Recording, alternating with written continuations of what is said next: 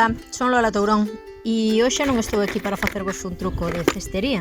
Seguro que vos estades preguntando que estou facendo con estas cousas blancas que estou machacando. Pois estes son osos que onte metín a calcinar na cociña de leña e logo quedan así blanquiños. Entón, o que fago despois é moelos para convertilos en polvo casi e para darles de comer ás galiñas que teñen falta de calcio. Eso axúdalles a que as galiñas poñan os ovos moito mellor, moito máis duros e lles gusta moito e o poñen moi ben.